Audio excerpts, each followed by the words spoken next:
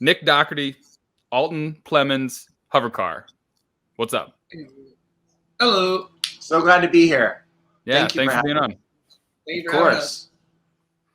So now, at the time that this is released, your album has been out for 2 days. So congratulations. Thank you. Yay. We're very happy about that. Yeah. Yeah. And a little bit before we started, we were starting to talk about it a little bit. But what's cool about this genre is that it's so wide. Like, the net is so wide that I can have a band like Monolord on here and then a band like Hovercar on here like a couple episodes later. And this album is kind of hard to place, as you said. How do you describe it to people when they ask? It's a tough one. Like, that's something personally I have always struggled with as an artist, like where I fit and where I place. Because, like, you know, I grew up listening to, literally everything and anything. And he's the same way. Like, Alton listens to everything and anything. And it's like, I don't know. So, like, and the way that it's formed down in this album is like all of our influences literally come together, you know, and it's like, the best way I've described it, and like the words you'll see that we use like on our website and Instagram is grunge, because I feel like that is the most, that's the word I hear most from everyone else is grunge. So I just use it. And I mean, obviously I am a massive fan of grunge, and so is Alton, but I mean, we listen to literally fucking everything. Yeah. And, you know, I don't know. So we just call it Florida grunge. I'm still waiting for someone to hit me with something that sounds like perfect. I'm like, that's it. Boom. You nailed it.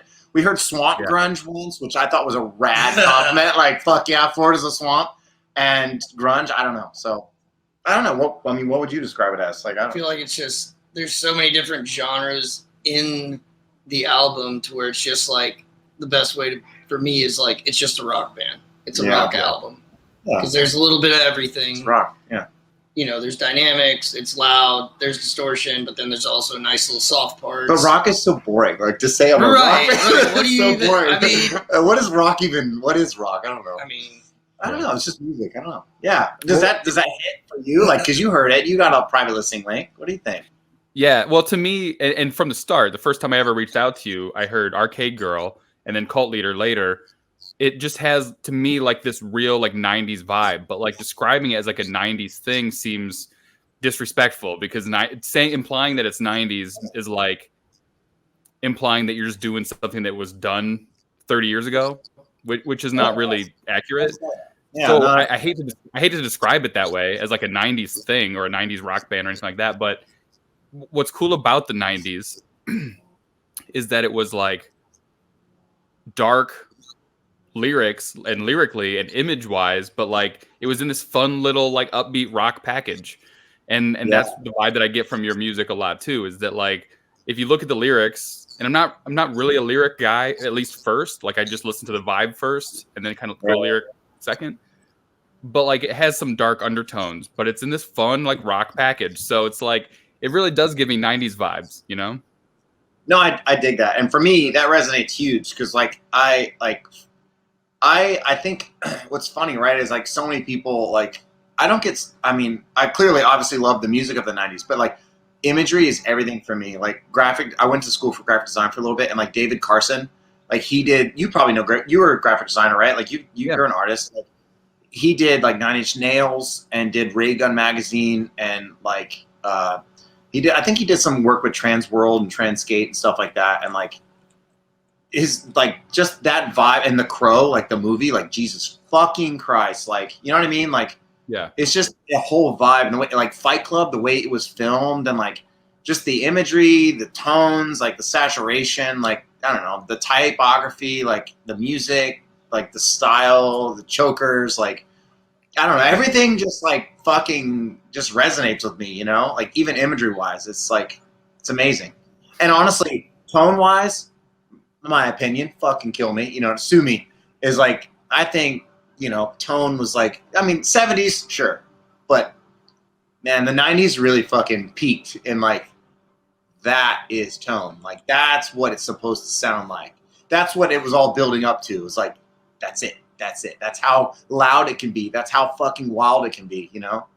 what's so cool about the 90s, and I love talking about the 90s now, but like growing up in the 90s, everyone was like, God, the 60s, man, there was this and that, and then the 70s was rock and roll and drugs, and the 80s was hair metal and like this electronic pop music, and the 90s fucking suck, man. There's nothing.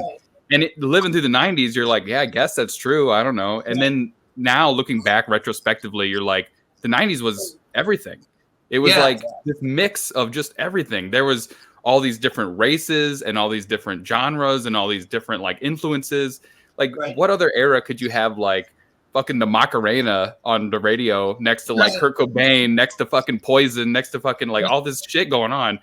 It's like, you know, 90s was just everything, and mostly music wise, but I'm sure, you know, just pop culture wise, movie wise too. But to me, the 90s were super rad because it was like there was no fucking boundaries in the 90s at all. Like everything was cool. There was like women were huge in the 90s too. Like look, think about all like the singer-songwriter chicks at that point. Like it was such a cool era for everybody, different races, genders, everything. Right. And so looking back, you can only look at it now and be like, wow, the 90s were fucking awesome. And no one realized it at the time. Oh, yeah. Totally.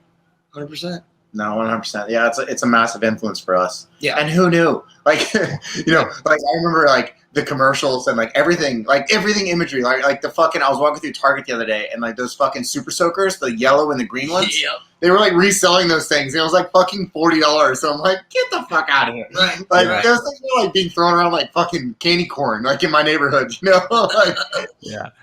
Well, you brought up imagery and your own image and stuff a little bit too, and your photographs totally match that vibe. Just kind of like the camera lens that they use and like the colors and stuff. Like it totally matches that too. And I found the photographer. Or I think they found me. Maybe I don't know. I forget. I forget what their name is. Mia. Yeah. And I looked through all of their stuff, and I'm like, oh man. And she does a lot like that, and they're super cool, and they totally fit that same vibe. Yeah, we were so stoked to work with Mia. Oh yeah, she's family. Like she's in like the. I'm probably going to her house after this. Like give her a Christmas present. Mia. But no, she's great. She's taken photos of lots of bands here, and like everyone loves Mia. Mia's great. Yeah, like such a sweet person. Such and now a sweet pretty soul. Much like. We won't play the show unless she can come shoot it. I know, right? Yeah, she just shot our last show at the Potion Portal, which was fucking cool. Crazy, yeah. And talk about the 90s. Oh my god, yeah. Yeah. Oh my god. That show alone like encompassed the 90s. Like, it was just so nostalgic. Yeah, it's insane. The bands or the bands, the venue. It was the Potion Portal, which is an arcade bar in St. Pete. It formerly is the Vortex, but now it's called the Potion Portal, and they have like our pinball machines. They have skee ball, alien extinction, like with the guns, the strapped up thingy, the basketball thingies. They had Mortal Kombat for a while. They had arcade games, but the thing is, like the way they've done it up is like they have like Nintendo 64 controllers and like all these cool lights like strung up and hanging from the ceiling, and like. Yeah. It's just cool, and the murals everywhere, like Sonic, and like it's just cool fucking Pac-Man shit everywhere. Like it's just a great vibe. They're nice people, and like the bands, we played with Fast Talkers and my friend Tristan Jarvis. He's just started his project called the Pilot Waves, and like they killed it, fucking smoked it. And it was like this build up of like it was a perfect lineup where it's just like this '90s grunge worship. It was just so cool. So much fun. Yeah, I was gonna ask like what kind of bands you're playing with. Like what do they sound like? What kind of bands are you linking up with?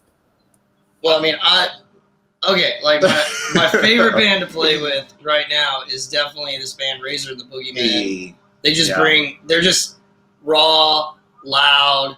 Yeah. Like they go on and like people just start fucking each other up. It's just like it's great. In a good way. Yeah. In a good way, right. There are some, like Florida is weird. Like, no shit. It is. If you haven't noticed, Florida's for the freaks and the geeks. Come to Florida. Don't go. Seriously, fuck you. Don't come to Florida. Yeah. God, there's so many bands. Yeah, Razor and the Boogeymen are great. Tristan and me have become really good friends, and I really loved their set. Like, fuck me up. and like he sent me some like pre-listen links or whatever, and like I'm in love with it. I think their stuff's great. There's so many bands here that we can play with and like are friends with, and like it's just weird. You can have like go from like surf rock to hardcore to straight death metal. One of my favorite bands here is Wreath, and they're straight up punk rock. Like it's just straight punk. Yeah, Wreath's awesome. It's fucking gnarly. It's Minor Threat, but Wreath. And it's so good, and I fucking love their lead Elliot. singer Elliot's got another band, Vacancy, that's just like straight up. Yeah, so good. Hard, fucking. Yeah, and what's just weird about us, right? So like Alton represents. There's just someone pointed this out recently, and I never really thought of it, but like Alton represents. He's from Tampa, and he represents kind of like the punk and the hardcore scene in Tampa. I live in St. Pete, and I kind of embody a little bit of what St. Pete is. Pretentious and indie and artistic, and artsy fartsy. Yeah, and There's some black. So and then put a black shirt on. We all come together in the middle somewhere, So it's kind of cool. That makes the coolest bands, though. I mean, you can't all like the same shit, or you're going to be boring, And I've definitely noticed that doing this podcast, all the people that come on here, not only do like they just have different influences as far as like bands throughout the years, but like just within their own band. I mean, they couldn't be further apart. Like someone's listening to, oldies, and someone's listening to fucking like 80s electronic, and like someone else is in punk, and they come together and make this new thing. And that's always the best result, is when you have different influences. So 100%. Right. Yeah, no, totally. Like, and there's a scene here coming up. Like I'm very happy and grateful to live here right now. So I feel like there's an energy here in Florida, which is wild, right? Like, because I feel like if you just watch the news, all you see is like, the horse shit of Florida. Man fights alligator. Yeah. Well, a lot of us, like, we don't even, which is great. It happens a lot. Well, Florida, so Florida's metal as fuck. So for all y'all who don't know, we don't fuck around out here. I'll fuck up an alligator real quick. In the middle of a cat five, like some dude's outside, like with a beer and a cigarette, being like, "This ain't that shit, bitch." Tiger escaped from the zoo. Right. Let's get it. Isn't Cannibal Corpse? Cannibal Corpse from Florida, right? Yeah, Tampa. Yeah. They're from Tampa. Fuck yeah. Obituary. Yeah, we got some good ones. Yeah, we got some good ones from here for sure. But and you guys are probably still pretty open as far as like venues and stuff, right? So you guys actually get to go out and play. Yeah, it's wide open now. Yeah, for sure. It got pretty dark there for a while. Play at your own risk, I guess, at these times. Yeah. I mean, some venues are canceling shows, and like some artists are just like, "Yeah, I'm not going to Florida." But, every show we've had has been pretty much. Yeah. I mean, people are respectful, and like, I don't know, we don't. I feel like we generate a crowd that's like a little more respectful of each other's like personal health at this point. Yeah, totally. Like, I think. But granted, it's Florida. Well, and the scene is pretty open about it too. Like a lot of shows are like, vaccinated, wear a fucking mask. I don't know. None of us really know what the fuck. It's just, but like, be respectful, wear a fucking mask, be vaccinated. I don't know. And because obviously Florida's pretty open.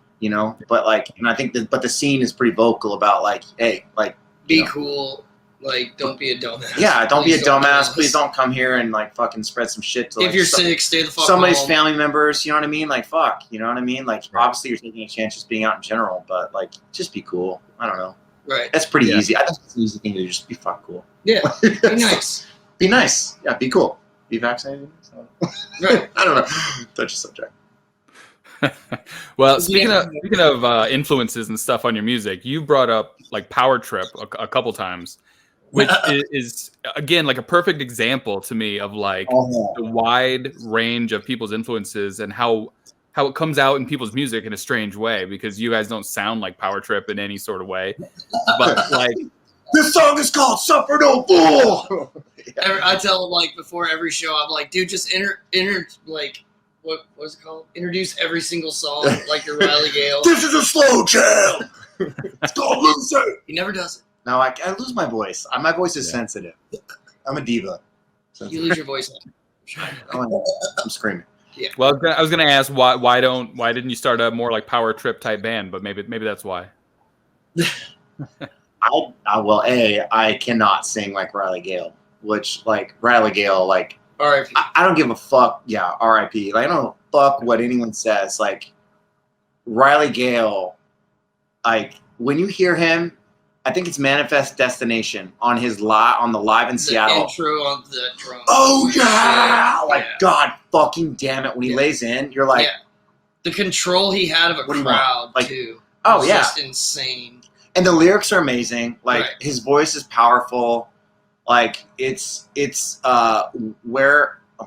And I love that their drummer. Can we talk about the Metallica? Like it would have been like I think what like if Metallica kept doing Kill 'Em All and got harder and harder and better and better. Like you'd be like, that's where they're going. Yeah, Riley was rad. I love their lyrics. I love them. The guitar tones are amazing. The drum. I mean, Chris, their drummer. I mean, he doesn't use double bass, which I like. Always love harder bands that are not like I'm just gonna play double bass for 30 minutes. Watch me play as fast as I can. Like I always find it more like no offense to double bass, like I can do it. It's cool. You're pissing a lot of people off right now. It's cool, but like I don't know. I feel like it's more tasteful. Granted, I'm like a huge Bonham fan, so like all the triplet stuff he would do, I was this is the coolest shit on earth. Like why would I do anything else? And now I just literally. I mean, Bonham is God Almighty. So. Yeah, I mean, I literally have like the jump. Yeah, hell yeah. And if Bonham was God Almighty, Riley Gale was definitely Jesus Christ, and he will rise from the dead one day. See, now that's a mixture right there. Zeppelin, Power Trip, Hovercar. It's all the same. Oh, we're the Holy Spirit. There you go. Moving in people's hearts and minds. Something like that. I'm familiar with the occult. That is Christianity, so I think Riley would appreciate that. So how did you come across to make Hovercar what Hovercar is? But you guys obviously have different influences and very different influences as far as music. Like, where did Hovercar come from? The sound. Ooh, the sound. Damn. Well, like. Go ahead. Yeah, you can tell a little bit of the story, and then I can finish. I guess where you left off. Yeah, we met on Instagram. I sell records under Salvage Sounds and like used records or whatever. And Nick would buy records from me and shit. And it was like a 3 or 4 year thing. And then COVID happened. We had always said like we should start a band. It'd be fun. And he had sent me some tracks like years ago. Yeah. That I never listened to. They never listened to. That's not the same story of any artist out there. Right. And then like, hey, did you listen to my demo? Yeah, man, I'll get to it. Yeah, sure. And then what was it? You posted some shit in June? On Instagram. Yeah, on like during COVID, I just was like, I don't know. I was playing with like face glitter and like I was drinking some shit at the house. I was like, you know what? I'm going to make an Instagram video and like play this song I wrote. And then that's, And I posted what? LFG. Yeah, let's fucking go. It was LFG. That's why we always use LFG. Because like that's the first thing he said to me online was LFG. And I was like, oh yeah, got him. Got him. And then you came over. You had like 5 songs. Yeah. 5 of the songs that are on the album were written that first practice. Yep. And I was like, well, come over, we can jam. You're either a serial killer or a really good songwriter, so let's fucking do this. Which I'm pretty sure I can take both. So, but like literally fucking started doing that. Yeah, like I was at the time when I had first reached out to Alton on Instagram. I lived in Alaska at the time, and like, and like I'd had like the first 5 songs written for like the foundation of Hovercar, and I had the name because I was in graphic design school for a little while, and I had to do like a magazine cover, some shit like that. And I was trying to find a cool name, and I was looking for something like I'm really like mid-century modern design, and I don't know. Mm-hmm. I just grew up watching the Jetsons and like I don't know, just space agey shit, and like I love that kind of stuff. And so the name Hovercar, I floated the O with like a little shadow underneath it, and so like Hovercar, and it was like a magazine, like the intersection of art and fashion or some bullshit. And it's been sitting there, and I was like, man, that'd be a really great band name. And so then like, after the first practice, we played those first 5 songs, and he's like, you got a name? I was like, yeah, Hovercar. And he's like, Yeah, that works. Let's go. Let's do it. I love it. So, yeah. And just. But I guess like our sound, it's like, it's literally like, goddamn. So, okay, let's name like top. That's a hard one. Damn. I don't know. Just rattling off influences, right? So like, I love Chet Baker. Like that's jazz. You know, Power Trip, obviously like Riley Gill, R.I.P. You are God. You know, Elton John, Yellow Brick Road. Like, holy shit, Goodbye Yellow Brick Road is fucking like Feeling for a Friend. Like, the fuck out of here. Like, what the fuck? You know, and like, oh my God, there's so many influences. Casey Musgraves, that's the queen. I don't give a fuck what you say. Golden Ale is a goddamn classic. Piss off, like fuck off. Shit sounds amazing. Hell Yeah. Piss off. Sounds good. And I like a lot of like wild jazz too, like Ornette Coleman for a while. I was like really into him. It's like, I mean, it's like fucking hardcore. It's just like, you know. So I don't know. And like what like rattle or what's like quick rattle. What's your tops on your head right now? Like Bonham, Dave Grohl, Nirvana era was great. Obviously, Chris from Power Trip, big time influence. Power Trip. Then like this is a Power Trip ad. Yeah. Get your fucking ass over and listen to Power Trip. And then like drummers that like the guy that plays for Jeff Rosenstock, I can't think of his name right now, but that guy's like fucking crazy on drums. God, there's so many good ones. And like, even like now I'm thinking like we go back to the '90s thing, right? Like I don't know. Did you ever listen to Filter? I mean, I know a couple Filter songs, but not really. You probably know Take My Picture and all that shit, but like whatever's on the radio. Yeah. Title of Record is. It's so good, and like listening to that, and like I'm not gonna lie, I delved into new metal for a little bit in my youth, but you know, whatever. Yeah. Hey, Significant Other is a great album. Y'all can fuck off. So, dude, I agree. I agree 100%. I 100% agree. I think it's a great album, and it gets a lot of hate. First, bitch. You know? Yes, break stuff. If you haven't like wanted to like actually break stuff on a bad day to that song, have you really lived yet? Rearrange. Rearrange is good. Come on, like, yeah, right. So you get it. Like, damn, I do get it for sure. Yeah, you get it. Yeah, you get it. Chocolate Starfish was terrible. They've done some questions. Yeah, I think. Yeah. Okay. So disclaimer. Full stop. That's where it ends. His Significant Other is a hard wall. Right. They hit the wall. Yeah. Now Korn had a good run of albums. Korn was really. Korn was great. Like they're great. Like, I love Korn too. I was like at that perfect age. I was like middle school, like early high school or something. Korn, and I was like, I was all in. You know. I mean, 1999 was a good fucking year. Man. And, you know, even Blink-182's Enema of the State. Travis Barker is a stupid good drummer. Like, and he literally is like owning that trap rock emo scene now. Oh my god, yeah, well, yes. Trap rock. And he's like, I'm sorry, like I learned a lot of shit learning how to play the Blink-182. Like he's a fucking complicated drummer that plays like super timing, like great timing. Good dynamics. I saw Travis Barker play when he was in the Transplants. Oh yeah, does that sound about right? Yep. Transplants. Yeah, I saw him open up for Foo Fighters, and that was my first crowd surf. And that was actually at ODU in Norfolk. I got to see Foo Fighters play, which now like that's unheard of, right? They're plugging fucking arenas, fucking Wembley. Yeah, Wembley, and like I remember him being on stage, and like it was during the one by one tour at times like these, right? Is that I think that's one by one. I think so. Yeah.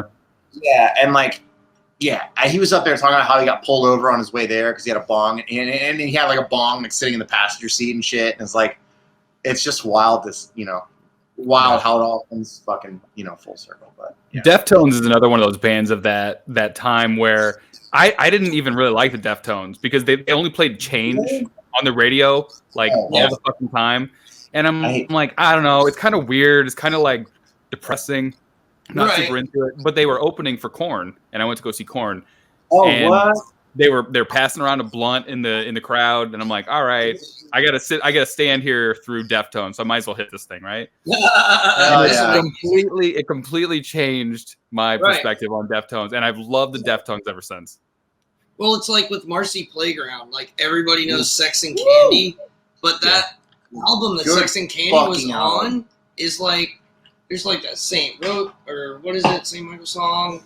There's one more Suicide, which is like just a painfully beautiful song. Yeah. Well, it's the same situation with like Blind Melon, right? Like everyone knows No Rain, but they don't realize like Blind Melon's a home. Fucking wildly talented band. Right. But on the Deftones note, I saw Deftones at the Norva, and holy shit, like, oh my god. The best way that I have to describe Deftones is like, it is like, so like take a mosh pit, and if you could like slow it down like you do like your videos on your phone, where it's at like halftime and everyone's like on acid, and that's the Deftones. Because it's just like, everyone's just like sexy. It's like a sexy mosh. It's like, you know what I mean? Yeah. Everyone's just like, yeah, man. Like, it's so fucking great. Yeah. I've seen him like 3 times now. And at that point, I didn't even want to see him. I was going to go like take a piss and get a beer or something. And like, now I've seen him 3 or 4 times and I love him. What's your favorite Deftones song? I'm curious. I'll put you on the. Yeah, shit, I don't know. It's kind of been a while since I've really listened to him now, but no, I didn't mean to put you on the spot, but like I asked that because like I have very specific favorites of Deftones, right? Like Cherry Waves is like fucking out of control. I think, well, I don't know about song. Let me think about this. Koino Yokan is probably like my favorite album now at this point. And Swerve City. Like, I was gonna say Goon. What is it? Goon something? Goon Squad. Goon Squad? Yeah. Goon Squad and Swerve City. Those 2. Yeah, I really like those. I love that album. It's good stuff. That literally, like, okay, so aside from opening your album with Millionaire, like, fucking Swerve City is like, that shit fucks so hard. Like, you know, other than, like, Millionaire is like, you know, come on, that's fucking badass. That's how you open a fucking album right there. Yeah. That's how you open a fucking album. Like, that shit's rad. Yeah. Like, I wish... funny story. So side note. So you asked me about musical, or you were saying about like funny music stories. So I was on a work trip, and I was at some restaurant which will not be named. I will say it's a chain. I'm not going to promote that piece of fucking shit place. Anyways, it's a work trip, so all rules go out the window on a work trip. So I'm sitting at the table, and like, you know how they have those like triangular little ad bullshits for like the drink of the month or whatever the fuck. Mm-hmm. So they had like concerts, and this was in Baltimore.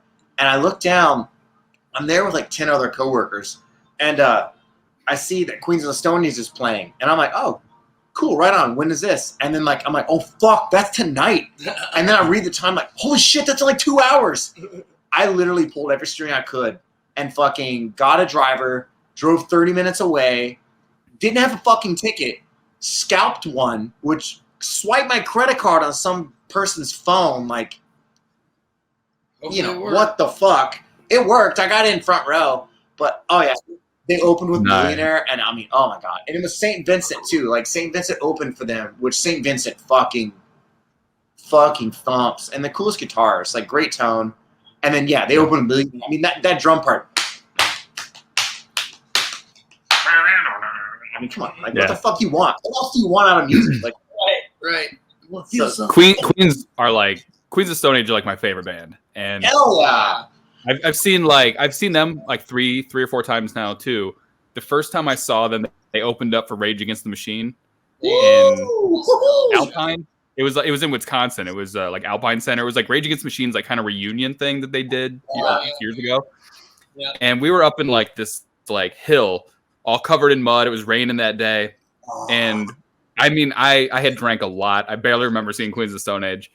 Yeah. But as soon as Rage Against the Machine came on, like everyone started just kind of sliding down this hill, and there's like these metal guardrails, and so cool. The weight of all these people just sliding in this mud broke all these metal guardrails out of the concrete, just snapped them. So like I fell on my face, and I'm getting like trampled. People are walking on us. I'm with my friends. We're just like, what the fuck? We're gonna die here for sure. And it took like a full song to like pull bodies off of each other until everyone dispersed. Everyone just went into the stands because there was no guardrails anymore. It was complete fucking chaos. Fuck yeah. Yeah, it was awesome. That's insane. And like, that reminds me of like those old 9 Inch Nails videos. Like there's that one concert where they're like covered in mud, whatever. Yeah. Was that Woodstock? I mean, that makes sense. Yeah. I'm like, wow. Like a shit show that concert must have been. Yeah. Wild. It was 169. They didn't burn it all down. Yeah. everything peaked, I think. 99 was like, okay, some shit's fucked here. So like, we might need to calm it down a bit. Did you watch that documentary, the Woodstock 99 documentary? Oh yeah. I think they're like a little bit heavy on the whole like it's all Limp Bizkit's fault because they obviously were for sure, yeah. Like didn't do shit to do anything for the people. And when people are like literally like playing in human feces, like come on. Ugh, and then charging like $4 for a bottle of water, like they were like so unprepared. Like there was too many people. There wasn't enough food. There wasn't enough water. And it's because Fred Durst asked to see your tits that the whole thing fell apart. Right. I mean, you probably didn't help it, but wait, I missed that part. I haven't seen it yet. They literally pretty much like the whole documentary pretty much shows you how the promoters and shit like cheaped out and were just basically in it for the money. And then they're basically then Fred Durst said, we're going to play break stuff. You should break something. And then they burned it all down. Yeah, pretty much. That was like the basis of the documentary.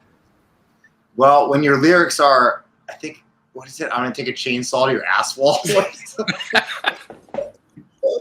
You know, like. He's very deep. Okay, I will say this disclaimer again on the Limp Bizkit, great album. The lyrics to break stuff, I think maybe went a little too far. Yeah. Like, they didn't age well. Did not age well. Chainsaw on your ass wall? Like, I don't even know who uses the word ass wall. Like, Nookie on my cookie. I mean, that one that's forgivable, I guess. I don't know. Whatever. Fuck Limp Bizkit. The backdoor bread baseball. Why are you doing this? What are the good new metal bands? Linkin Park, no lie. Linkin Park, Chester.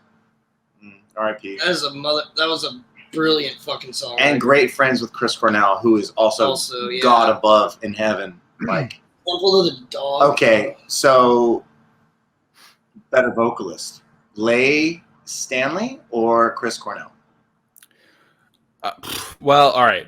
Disclaimer here is I just kind of listened to Soundgarden like a month ago. Yeah, no, I think Lane Staley is the shit. I love Alice in Chains. I didn't really know Soundgarden that well. It's another band where I just kept hearing the hits on the radio every 30 minutes and being like, God, fuck Soundgarden. And then it wasn't until like really recently. It wasn't until like a couple weeks ago, a month ago or something that I was like, enough people had told me to check them out where I'm like, fine, all right. So I listened to Soundgarden and I was like, holy shit, this is fucking fantastic. Yeah. So like I'm a little late to the Soundgarden game here, but I do fucking love Alice in Chains. I don't know if you follow Grunge Bible on Instagram, but like I think they posted a video of Lane Staley's vocal only track of Wood, and like holy shit. I mean the straight raw power and like emotion, like the Into the Flood again, like god damn. Come on, you know, like holy shit. And that's the thing I think that was so brilliant about a lot of those singers was like you felt their pain because whether they were like junkies or whatever it was, like you hear that shit in their voice. And like I feel like we lost so much in the 2000s because it was like, and don't get me wrong, I love my fucking emo and all that shit, but like it got super fucking produced.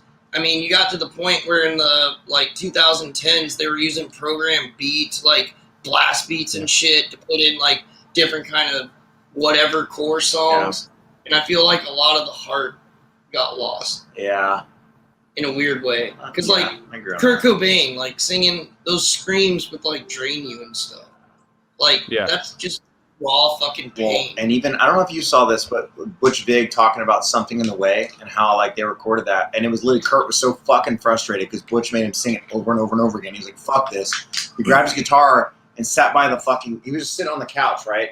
And like, he just started playing it, and Butch was like, don't fucking move.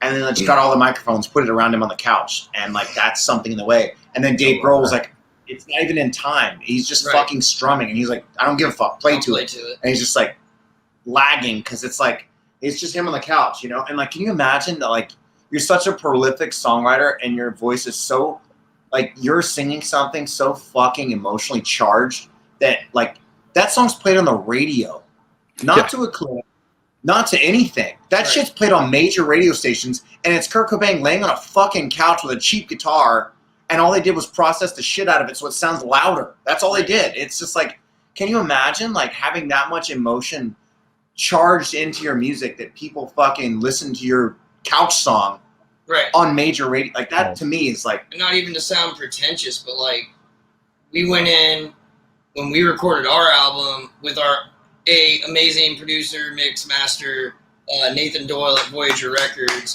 Literally, like we wouldn't have done this without this guy. it's like a third member of Hovercar. For sure. Basically, the third member of Hovercar, and he was like, you know, we can either play to a click or we can try to track it live, but let's track it live just to see what happens. And like, I've been playing drums for like over 2 decades, but I'd never like really been in a professional recording studio, professional recording situation. I'm like, whatever, let's try it. We tracked Arcade Girl live.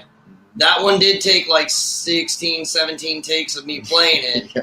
And I was pretty fucking pissed at the end. That was his first time ever. This whole record, by the way, is the first time he's ever recorded anything ever.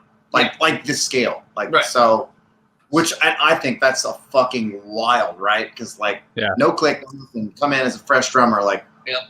And we ended up recording in a giant theater. Yeah, that was cool. And just to get an even bigger sound on the drums. And I only play like Ludwig.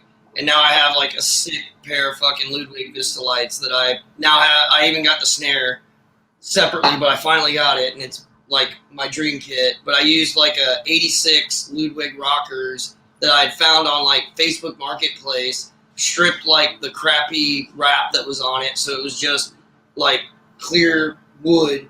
And we ended up putting that in a giant theater, mic'd it up, and like that's how you get those giant drum sounds. And then same thing with your guitars. Yeah, everything was tracked in that theater, so it was just like sound bouncing around. Just trying to make it as big and raw and emotional as possible. And I think that's really scary, right? To make music that like, I don't know. One thing I don't like, which I'm sure like people fucking crucify me for saying this, is like I hate reverb or whatever. I hate it. I'm aversive to it. Like I really like hearing people's tone. I really like hearing voices. I like hearing the natural tonality of instruments. And like, I don't know. I feel like these days it's a fucking ton of reverb covering everything up, and like, and that's okay. Like some music, it serves that purpose, you know. Like, sometimes I listen to Fleet Foxes, and like that, it's like that Simon Garfunkel with a fucking ton of reverb and like cool instruments, whatever. And that's cool. That's the sound. It works. Yeah. Bon Iver, it works. But like, I don't know. Sometimes I don't know. I love hearing. I don't know. I'm a massive Alanis Morissette fan. I'm like, Alanis Morissette fucks. Hey, Taylor Hawkins was her fucking drummer. Yeah, fuck yeah. And like, I don't know. You turn that shit up in the car, you can hear her breathing before she speaks into the mic. And nowadays, like that wouldn't fly. They would cut all that shit out. But you can hear her like, I want you to know, and it's like real shit. Yeah, it's like, oh hell yeah, she's in the studio. She's standing there at the microphone, like, cool. I think that even like subconsciously, that type of shit is more relatable to people, whether they even know it or not.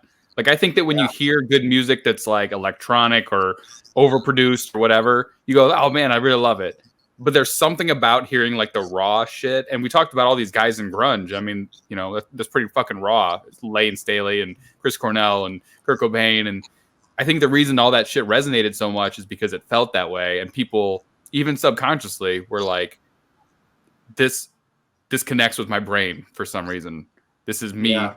This is me in pain, or this is me singing, or this is, you know. Yeah. And I think that there's something about that raw shit. That's why people like seeing live music more than listen to the album. You know, it's like it kind of strips a lot of that shit away, and you go, there's something about this. I don't know what it is, but there's something about it. You know. Yeah. 100%. There's a band that I really like listening to live right now. I've never seen them live, but I watched a lot of their live videos, other than Power Trip, obviously. But Idols, I really like Idols, and I like how they express themselves on stage. And there's one specific video, and they were invited to play at like some fucking dinner or something. It was like a bunch of fancy people with like, you know, I don't know, white suit and tie shit. And they're up there, and they're just literally sending it straight to fucking hell. They're like throwing their sound against the wall as hard as they can and not giving a fuck. And like, I love that. Like, I feel that. I love that. And I'm like, fuck yeah. They have like one song called Don't Fight a Man with a Perm. And like, I know the name Idols, but I don't know why. I don't know why I know the name. They're gaining a lot of popularity right now. But yeah, they've got some raucous shit. And like, I just love it. It's like I guess the thing is like on the theme of like, it's just emotionally charged. And I know that when they're singing and when they're playing, it's like they fucking believe that shit and they stand behind that shit. You know, they're not. Right. I just love that. I don't know. For me, it's Pup. I love Pup. Yeah, you love Pup. That's like probably my favorite band right now. Like, drummer's amazing, great lyrics, just good Canadian punk band and I've seen them live. I mean, they control the crowd, and it's just a good time. Everybody has fun. People mosh, people crowd surf, but like whole time it's all good. It's all fun. Good vibes. Yeah. Real like positive environment. Them and Comeback Kid. You'll get fucked up at a Comeback Kid show. I guarantee that. But like, nah, same thing. Just a lot of energy. It's energy. I like fast music. Yeah, hell yeah. That's why I like what was that? Pup, you said? Pup? Yeah, yeah. Pup? Yeah. They're great. Yeah, if you ever get a chance, like any of their albums are great. Like every single one's good. Cool. You want to play your song? Hell yeah. Yeah. What we gonna play? He's playing Arcade Girl, the music video. Oh shit.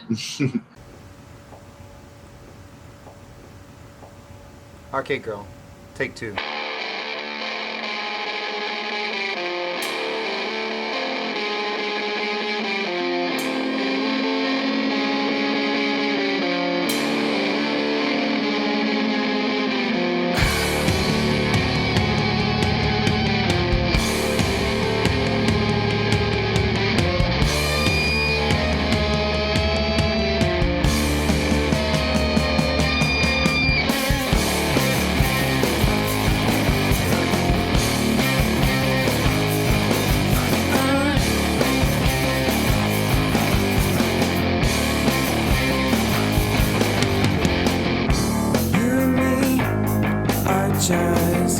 Two hearts, earth dust, spin around satellites, moving through the black lights.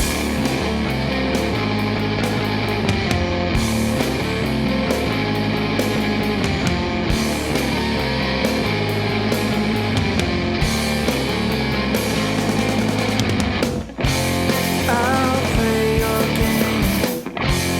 You let me win. We can keep this up all night.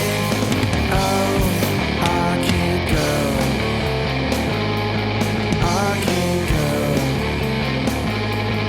Arcade Girl. Arcade Girl.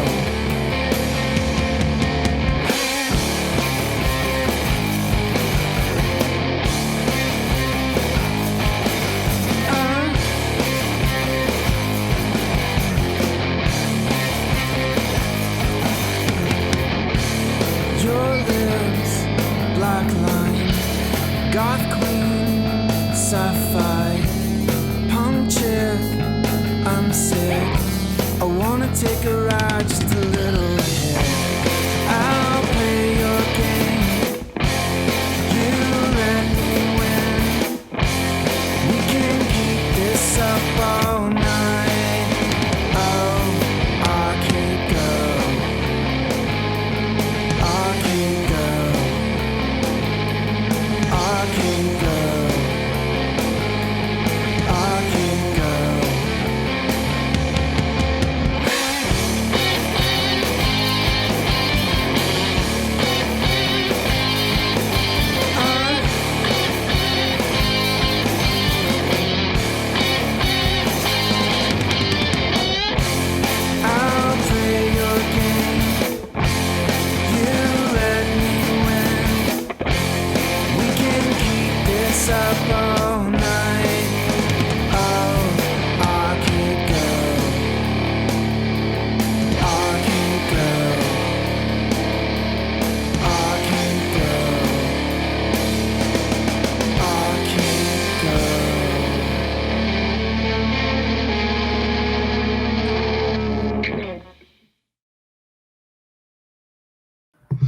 All right. That was Arcade Girl. You know, normally I just put up the video and we just listen to it, but seeing your guys' reactions to it was great. Maybe I should just leave that part in there. Yeah, go for it. Why not? It must have been a while since you have recorded that, huh? It's been a while since we watched it. Yeah. And like it you know what I mean? Like honestly, we've only been together since July 7th of this year. Yeah. Yeah.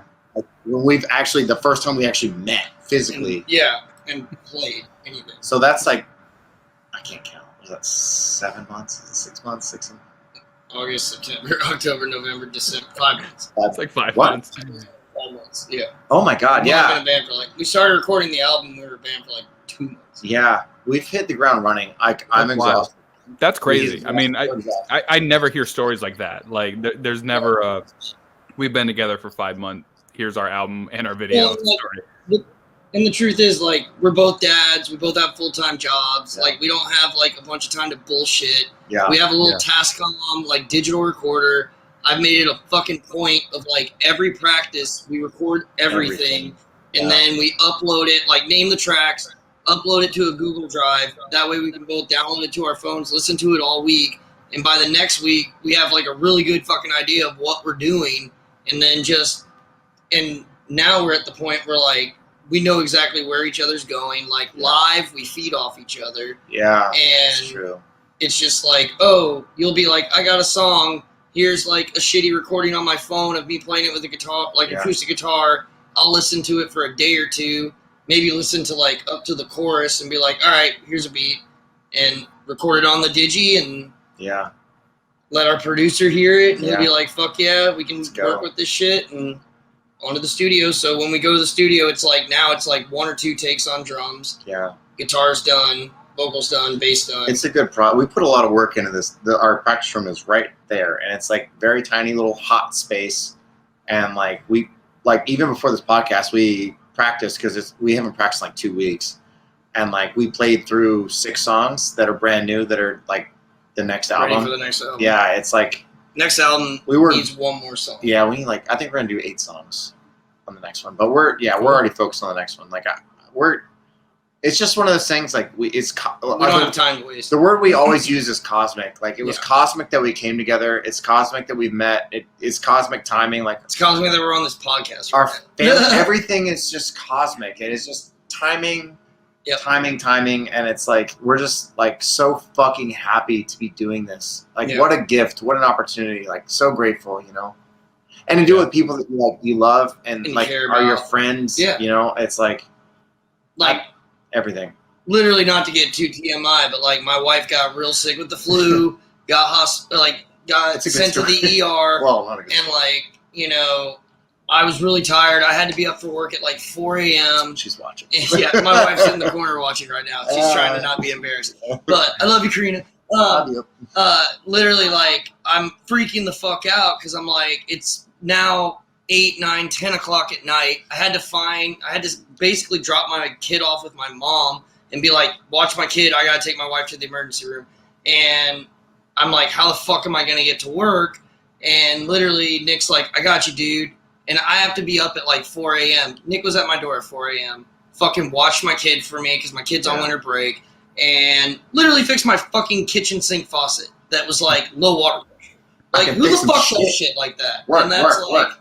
It's family. It's literally It is fucking family. And It's cool. We talk about most bands are probably just smoking weed and trying to figure out next time to get laid, but we're trying to figure out how to take care of our fucking families, pay our bills, and you know what I mean? keep the band rolling. Even just to sit down and do book this, shows. there's so much shit that god damn, such stressful things that go into it. And for us, so it makes we practiced for an hour tonight, but god damn, it was so fucking pointed and so targeted and so concentrated that's that's live on Facebook or Instagram for a minute. we did an played Instagram songs live for a while. people. That was fun. That was fun. I was making dinner for us. I was making tacos for our family, and I saw that you guys were live, and then when I tuned in, it was Arcade Girl. So I caught it for about a minute or two, but that was about it. Hell yeah, that's fun.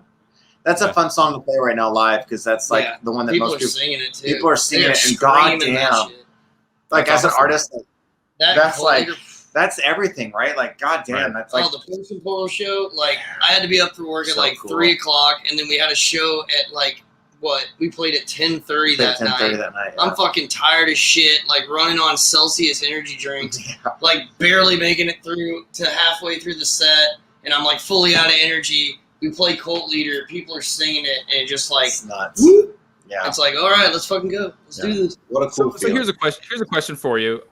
A lot of the bands, surprisingly, in this genre that I've talked to on this podcast, this isn't like radio rock. This isn't like heavy metal that like people are partying until 2 a.m. every night kind of shit. This is a lot of like stoner rock bands and desert rock bands, and a lot of them are in their 30s, 40s. They have kids and families and stuff, so they're in a similar position. And It's interesting to me that they still work so hard. They still get together for practice. They still put out albums. They still do shows. But it's obviously very different than a band that's 18, starting out, living in a van, just trying to get enough cash to get a bottle of booze and some weed for the night. Like, oh yeah. So what is that balance like, being in a band at this point with a family and stuff? Like, how committed do you feel to it, as opposed to like being an 18-year-old being like, this is it, I have to make this work, this is everything. Everyone that's been on this podcast, I think, maybe aside from like Monolord, has day jobs, so it's across the board. A lot of these bands are in this very similar position where the music industry in general doesn't have the same money that it did once, but especially this genre. And I don't know if you consider yourselves part of just like stoner metal genre or not, but a lot of them, they're even the top. Yeah. They're not showing up at our shows offering us fucking massive record deals. Right. Yeah. Don't worry, but even if you're at the top of the stoner metal mountain, you're probably gonna have a day job. Like that peak is still very low. So you know what I mean? Right. So I mean, how committed do you feel? How do you manage your time and all that? I'll pass that to you. I mean, I can answer that too, but like that, you grind. I mean, we both grind, but damn, like your grind that's a real grind. I don't know. Like I literally I have no mode other than go. Like I have a delivery job. I deliver like linen to restaurants, basically all over Central Florida. At like earliest like 3:30, 4 o'clock, 4:30 in the fucking morning, by the way. Mondays I get up at like 2:30, load a bunch of shit up, drive to fucking Orlando, Lakeland, and Plant City, and then like, I go to Clearwater on other days, but basically I'm up early as fuck. I have my Salvage Sounds record shop that I do pop-ups with. My wife and I run a local vendors makers market called the Market on Florida, and we do that once a month. And then, we're always doing the band stuff too. Yeah. So I mean, just go. It puts more meaning on it for us, because I think like even like as far as kids go, right? Like I know that one of my kids, Nora, like it's really important. I think I had that guilt for a while as a parent, like that guilt of like, oh well, you're spending so much time doing this band stuff. You're spending so much time like playing shows and producing an album, whatever. But like, if I didn't though, like what else would they see when they get older? You know what I mean? Like obviously like the memories of me, sure. But like, if I'm not pursuing my dreams, what's going to inspire them to pursue theirs? You know what I mean? Like what does that even mean for them? Like I say, oh, pursue your dreams. I'm like, well, you never did yours. You sold your guitars and sold everything. And it's like, yeah, but I want you to do it though. I don't, I want them to physically, like the idea of them holding my album and be like, this was them. This is them. They did this. They did that. Like that. Yeah. That's fucking huge. And especially like in my case, like my son has autism, and he's nonverbal. He talks some, and he's getting better. But when he was younger, he didn't really talk at all. And the only way I really ever was able to communicate at first with him was we had a little piano, and I would play notes on it, and he would play them back.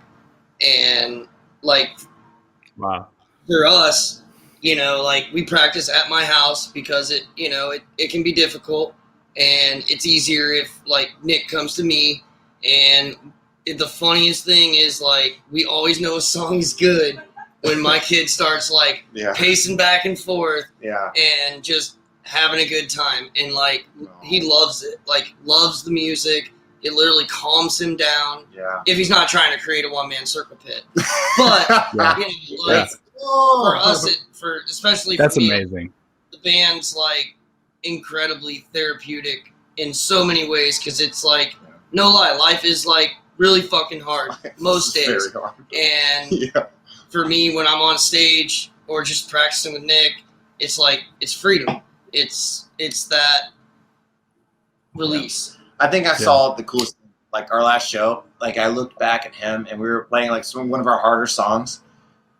And like he always, to me, looks like Tony Iommi with his hair down, and like it was just swinging, and it was just sweat. And like I had never seen such a joyous face. It was so much joy, you know, because everyone was singing our shit, and his hair was just swinging, and he had his Dead Kennedy shirt on, and I was like, oh my god, gosh, it's so killer. Yeah, It was such a good time. That's awesome.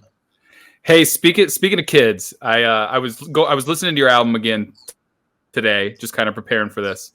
And I have 2 kids. I have a 5-year-old daughter and a 3-year-old boy.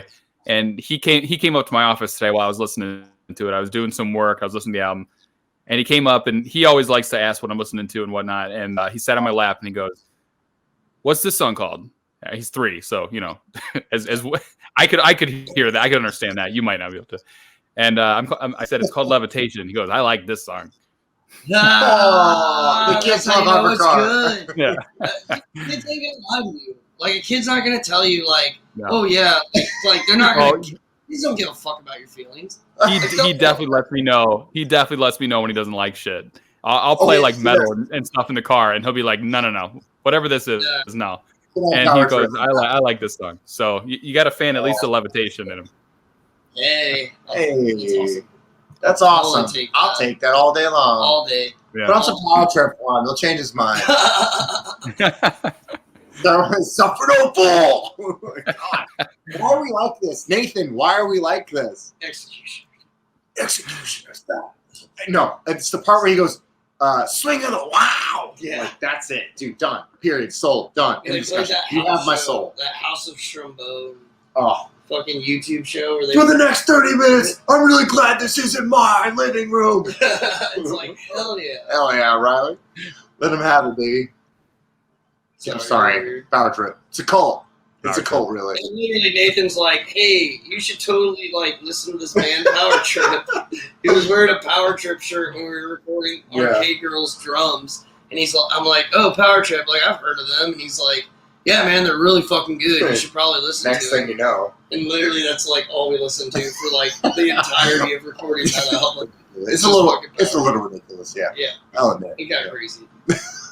I bought every single one of vinyl within like 3 weeks.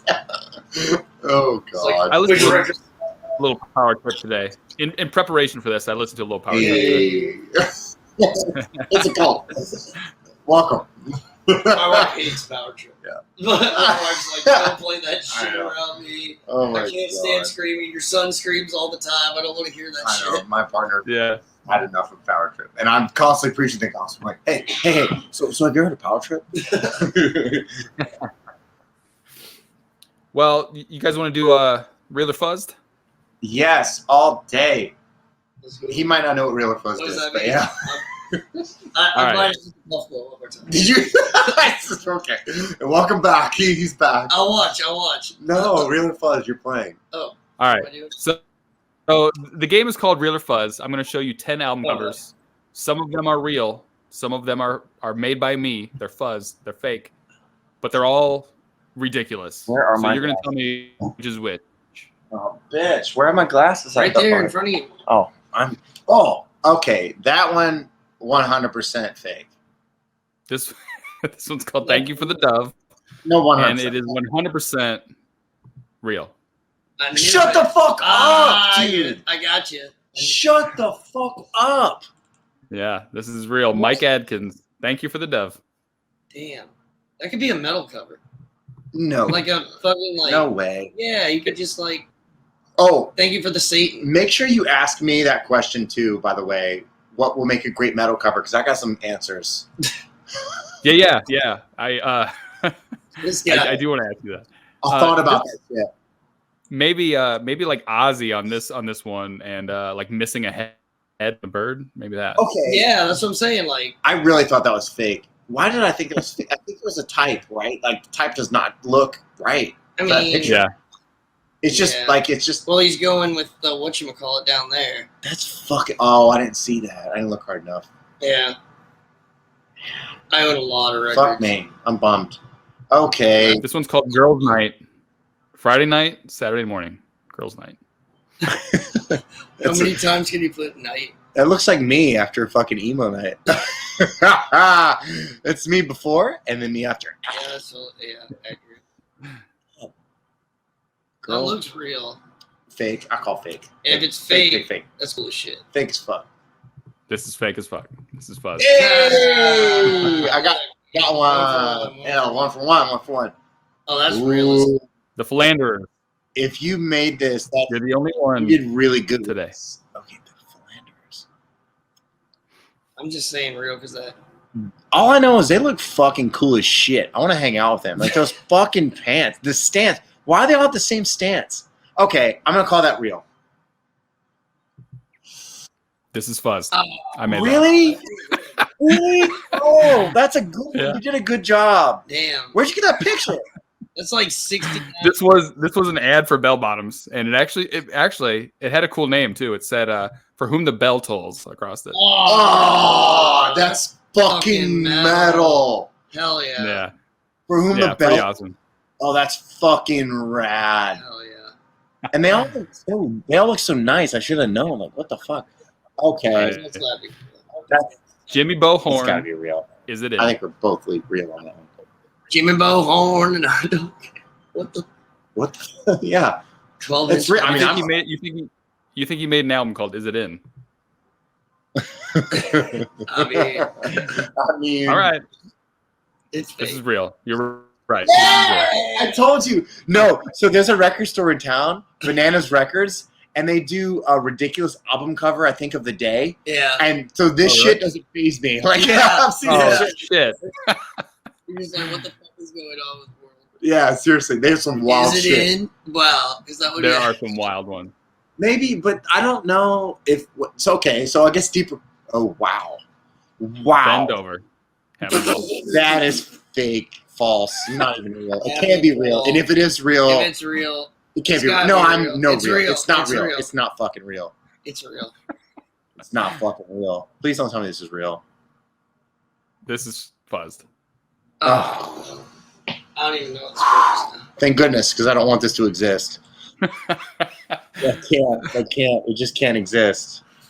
Having a ball. It's great. It can't exist. Anna Russell in Darkest Africa. That's 100% That's real. real. I think I've seen You did way too. You could not replicate that lighting like that. That's No, That's real.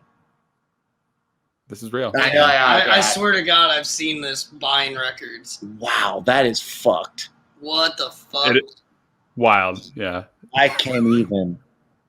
Wow. Bananas, you need to watch this. Like they do ridiculous out, and it's like on the same This vein is, of like, yeah, what level. the fuck? God, where are you finding this? Oh, there are some really good ones out there, man. Wow, You're like, that's Finally dead. Brains. absolutely adore this. That's real. I don't know. It's the way you did the inverted saturation on it, though. I think it's not real, but it's cool as shit. I'm gonna go. Oof. Okay, not real. Fuzzed. It's fun. Yeah, I knew it. You know what it was? It's the texture on it. I was like, okay, let me look at this thing. If there's one thing I learned from I my like the little record expensive ass design degree, it's how to spot grade like fucking textures. Well, listen, I'm at an unfair advantage here. You're a designer, and he sells records. label. That look, Yeah. for real, Wow, Come back. That's real. I want this to be real, so I'm just gonna say real. Who needs you? Please tell me it's real. Who needs you? Wow. This Is is- this for like This is, a suicidal person in your life? Oh my! How do you even get in that? Push them over How do the you even edge? get in that position? Like, hold on. He's How, like, wait, take a picture of me like this. how is it? Okay, so his legs are. How does he even do Is this what that? Marilyn Manson did? That's a rumor. That's not true. That's some 90s kid shit. That's totally This is Fuzzed. No! No! Where'd you get that I want bullshit? this to be real. This is real. Fuck it, it's real. He's protecting his. Let's gaslight all of your listeners. It's real. Listen to Tom Patterson. We need to right now. He's really suicidal. He Oh just my wrote God. this horribly sad album. Good. This is called the Gold Waters, and the album is called "Sing Folk Songs to Bug the Liberals." That's gotta be real. And if it's not, that's amazing. This looks like some. I don't know. It's like some real hipster shit they'd put out for sure. The I'm Gold a, Waters. what did you say? You said real. Some real, I go like with- self-produced, I go with real. self. I'd go with real. This is real. I thought maybe I'd get you on that one. I told you, it's so bad, it's real. Oh my God. That's all I knew it. DIY. And maybe, you know what? I'm going to listen to that shit on the way home. Maybe it's good. I don't know. Did you listen to this? No, I didn't. Oh. Sometimes I try to find them and listen to them first, but I didn't find this one. Oh, Sing man, I folk songs to bug the liberals. Actually, I'm not listening to these twats. got- What do their, Well, what do their shirts say? AGH2O? Yeah, so I'm assuming that AU is like the symbol for gold, and then H2O is water, cold water. okay. Wow. You know what? Fuck these guys. Fuck you. Fuck you, Gold Waters. You fucking frat house piece of shit. Yeah. Your stupid fucking ears. Look at this Dumbo. He's gonna fucking What's fly funny away. is that I'm assuming that this came out in like the 60s, and Yeah. like What? the fact that this existed that long ago, you know, That was still 70 trying to- years ago is Right. wild. That is Wow. Still trying to bug the liberals 70 years ago. Still trolling. They're Troll out there on, fucking out Gold losing the Waters. culture war. Losers. We're insane. We're fucking insane. Ooh, whoa. Wow. That's Willie? real. This is called Willie and Rising Dick. Yep. That's, That's real. real. That's real. That's real. This You is real. can- Yeah. You can't make that up. I've if seen you, that you one. cannot make that up if you wanted to. I've seen that one in one of the collections I You've bought. seen that? I saw the one with the fucking lady in the tub thing. Did you listen to this? No. I just I sold think, it. I think this might be like a comedy thing. It's not really Yeah, it's like a a comedy, music yeah. album, but Some dude that sold me like a bunch of comedy albums that had like Bill Cosby that I just threw away. Ooh, Yeah. was it funny? Was it? Well, you didn't listen to this. Did, No. did anyone listen to this? I don't know. Somebody I don't bought it. Someone bought this for $5. Of course. It says Willie and the Rising Dick. It's amazing. It's amazing. It's a piece of history. You have to preserve this. Why? I feel like, God My damn it. wife's just in the corner dying. Are 50 people, like, okay, 50 people. If 50 years from now, if, say, the Earth is still somehow miraculously still spinning and, like, people are still alive and breathing, Yeah. do you think they're going to fucking look at our shit and be like, What the what the fuck were they doing? This was when it all went downhill. Fucking weirdos. I'm telling you. Yeah. This Oh, my fucking God. Hovercar band released this shit and just Wow. Those were some finds. Wow, I will give you that. You dug Yeah. deep in some yeah, Willie and the archives. Rising Dick. yeah. All about it. Why, though? Why? All right, that was real or fuzzed. That Hell was yeah. that was an intense round, and you picked the perfect people to do it with this. He interacts with a lot of records every day. Yeah. Yeah, Yeah. that was a tough one. You guys have a good background for that game. William, wow, there's Cat right some shit. There is a cat right there. The Jesus cat's pissed. Yeah, don't touch kitty. Don't touch I won't catch kitty. All right, so tell me what song would make a great heavy cover. I'm up on this one. It's all you. Wow. Wow. What? Wow. Cardi B. Wow. Why? Have you listened Listen. to it recently? Hold on. I've never heard this song. Shut the fuck I know it exists, up. but I've never listened to it. I've never listened to Come it. Look it up right on. now. Look it up right now. No. Wow. That shit is fucking crazy. Okay, so listen, and I'll defend my point. I'm sure your listeners are like, fuck these guys. Fuck them. They're tuning out. But you know what? If you don't hear it, there's something fucked up in your head, okay? You don't even know what's going on. Super catchy. Are you okay? So You're always. it's first of all, it's perfectly halftime. You're gonna get me pulled from YouTube, by the way. Oh, You'll play for YouTube. oh Don't shit. play it. Stop. So it's perfectly halftime, right? So like, and like you could just crank it up whenever you fucking wanted to, and the lyrics are perfect for it. It's whatever. Come on, it's WAP. I'm not apologetic about it. Sorry. They're gonna be pulled from YouTube. Hell yeah. All right, So, I'm gonna have to go listen to this song for the first time ever. If anything comes out of this, you listen to WAP, and I'm happy. Very random that I just thought of, and you're probably not gonna know who it is. Fucking outlaw country dude, Steve Earle's Copperhead Road. That I love that song. That would That's sound a great song. fuck his mouth. I love Steve Earle. Okay, I can see No that. lie, huge Steve Earle fan. I'm I got down, lucky enough to see him at Tampa Theater once What? during the Revolution Starts Now tour. Holy fuck! Hell yeah. Like ripping band. Like that motherfucker is an amazing songwriter. Like I put him in the league of like Springsteen and shit. Like and super fucking underrated. Underrated. Big time underrated. That's a great tune, and it would make a great heavy song for sure. That fucking beat. Yeah. Oh yeah. Totally. Yeah. It's a beat thing. We should cover. You'll hear it when you listen to WAP. Yeah. You'll hear it. And if you don't, you need to recheck, recalibrate. All right, I got one for you. Would be I think mine falls right in between the two of you actually. What doesn't? It's Alana Miles is her name, Black Velvet. Alana Miles, Black Velvet. Man, you got us both stoned. Look it up. I mean, I'm sure you know it if you hear it. You can't play it. You're gonna keep it. Yeah. Yeah. I'll play it low enough so you're not. Yeah. I can just edit this part out, but play it. Let's see. Okay. Yeah. Oh, I know this song. Here's the big double bass. Oh yeah. I hear it. Hell yeah. See, this is what I'm talking about. Make a cool song. Those vocals are dope. Oh yeah. Yo, what the fuck? That's an album. Playing that fucking lead on a fucking acoustic. Dude, and that album cover though.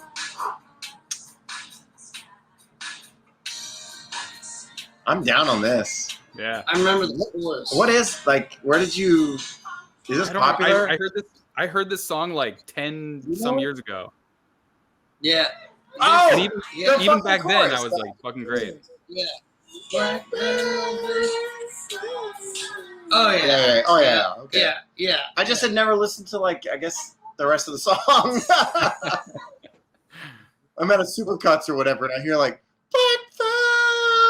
Yeah. You're like, yeah, get my hair done. Yeah. Between that and fucking Iris by the Goo Goo Dolls, that's all you hear to Supercuts. Oh man, but. That's a good ass song. I don't give a fuck what you say. What's the other one? And I don't want the world to see. That's Iris. Oh, whatever. I thought it was whatever. Yeah, that's Iris. Great song. It's an amazing song. That's what. Did you ever listen to Blue Oyster Cult Godzilla? Oh yeah. I think that would be a great metal song. And then if Riley Gale and Power Trip Fu Manchu made a cover of it already. Oh. Really? Of Godzilla? Yeah. Ooh. I was just literally listening to Fu Manchu on the way over here. Fuck yeah. Check that out. Yeah, it's cool. Fuck yeah.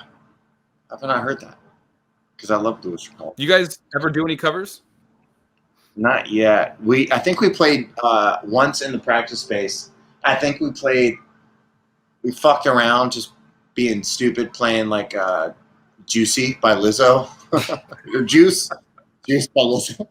But like we've never played any covers. I don't know. We thought about playing a Lord Jane Grace cover. Yeah, because we got to at totally emo night. fucking hang out with Lord Jane. Yeah. Do you ever listen to Against Me?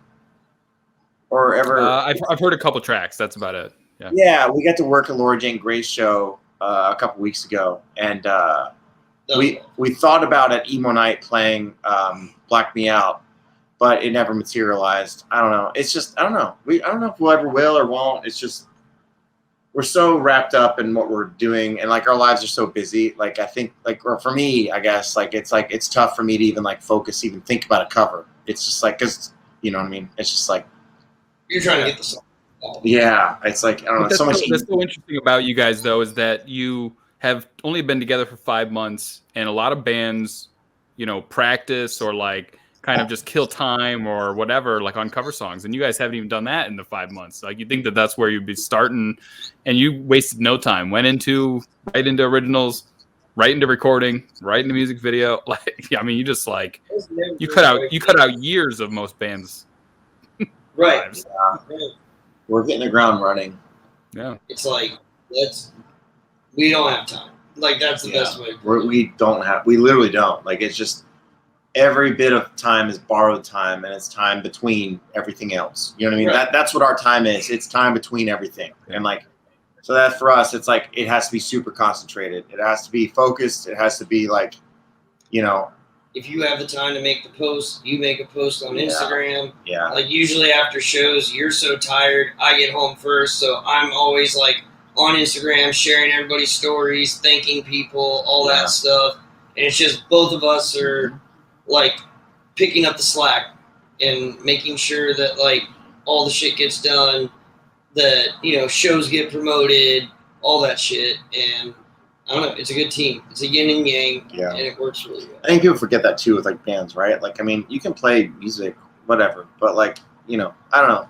Depends on what you want to do with it. If you're just digging, just playing, whatever, that's cool. But like a lot of people forget that like you have to literally bang people over the head with your music and listen to it. You gotta hustle. And it's not a game. Yeah, you gotta post. You gotta care. Be You gotta fucking be present. You know, you gotta like work on it. Like not just playing. You've got to fucking get people to give a shit. Right. And like that's a lot of work. I mean, even your podcast, everything you've got going on is a lot.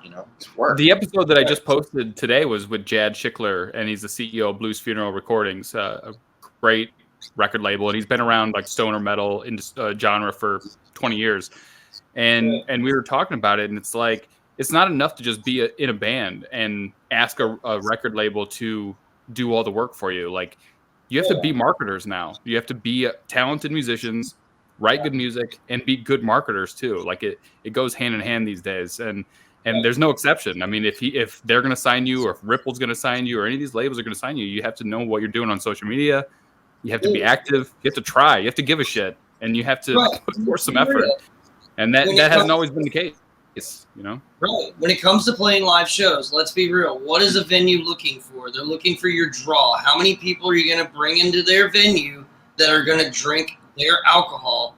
And that is literally what they're basing it on. And if they see like a band that like posts like once every blue moon, doesn't really give a shit, kind of like maybe even a band that's got like a couple thousand followers, like they're not going to give a shit, because the other band that might have 500 to 1,000 that's posting every day, that's talking about the gig, that's telling their friends to come, like it's important. And that's literally what, drives it. And we get that. Yeah. Well, and like part of it too for us, like I really like the community aspect of it. Like, I don't know. Everybody can come out. Yeah. Like it's just it's a community mindset here. Like our last show, I was very proud of it because like St. Pete is kind of hurting for venues right now. And like there's a lot of house shows popping up, which is great.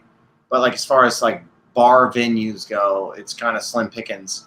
And so I was very proud of that show personally because of like there's a restaurant that opened up next door, like Joy Joella's. It was like a Latin American restaurant. It's a family that runs it, and like we were promoting that, like, hey, come like eat at the restaurant, and they'll send food to the bar, and like the bar was like, I just try to promote like what else is going on in the community, like being a part of like everything, I guess, like because I feel like that's like that's the best scene, right? Like I don't know. It's like more than the music. It's a whole vibe. It's a whole thing. It's an experience. It's like a, oh, we used to go see this band or this show, and then we'd go eat here and do that and do this, and it was like this whole block had like a thing happening, and like that's what makes it, right? Like it's not just one band or anything. It's like a whole community effort of like people coming together, and like that's how people that come to our shows. I'm like, you singing this shit is literally like the only reason I'm standing here playing, like because like you're making my night. Like that's it. Like you care, I don't know. Right.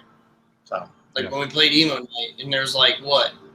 That was cool. Hundreds of people packed into this VFW. Yeah. Screaming Arcade Girl. That was cool. There was no lights. Like they turned the lights off. Yeah.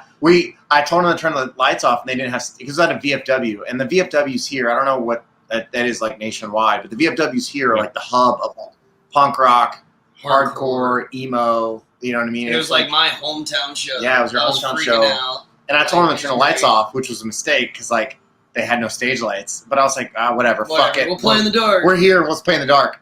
And by like beginning of set, like people were bringing up their cell phones and turning the lights on stage, pointing them at the drums, and shit, just so they could fucking see. And I could see because I was.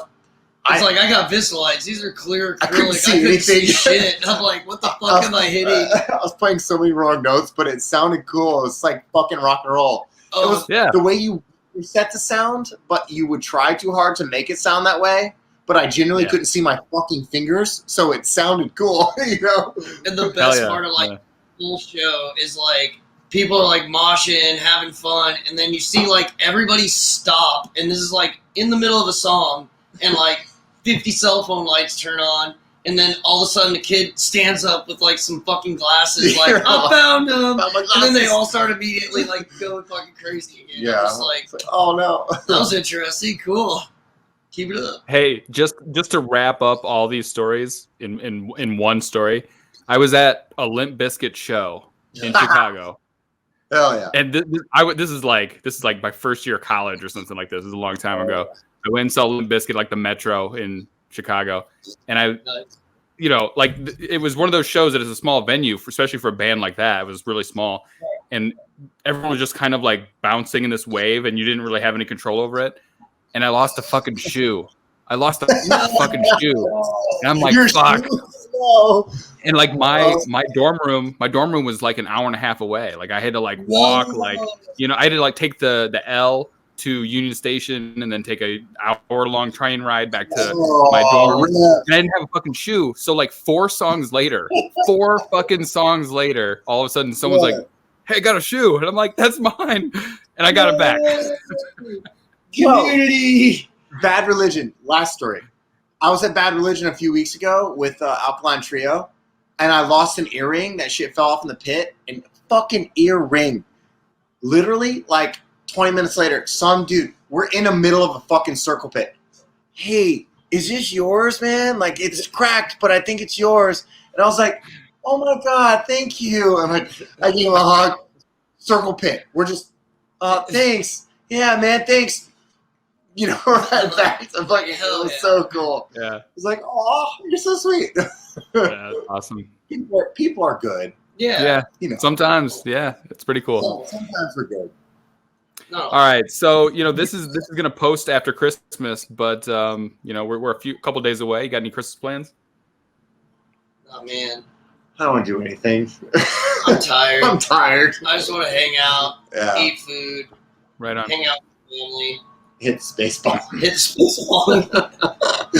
I'm going to drink some beers. I'm making some French onion soup. My in-laws are in town. Listen to some records, Cool. Listen to watch Power Trip I got a bunch videos. of new records. I've been like Christmas shopping myself. Like Oh, I yeah. got Pavement's first album today. I got the Vine's first record today. It has like Get Free Mary Jane. That shit fucking rips. Hell yeah. Just been buying records and hitting my space bump. I bought my dad. My dad really likes Stone Butterfly, and I got the full like Inagata Devita, which apparently that was supposed to be in the Garden of Eden. Yeah. Is that true? Yeah, that's what I heard too. Yeah. Oh, me too. Okay, cool. So I got him the full 17-minute and seconds whatever version of it, so he'll be stoked. But They're a Tampa band. Iron Butterfly. Yeah, Inagata Devita. It's a Tampa Wow. fucking band. Wait, Inagata Devita is a band, or Iron Butterfly is a band in Tampa? I'm confused. Inagata Devita is a song. Yeah. I forgot. Yeah, hell yeah. Look it up. Yeah, don't crucify somebody. All you super fans out there. They didn't know. Can you believe? Couldn't believe that asshole in the Minsinger shirt.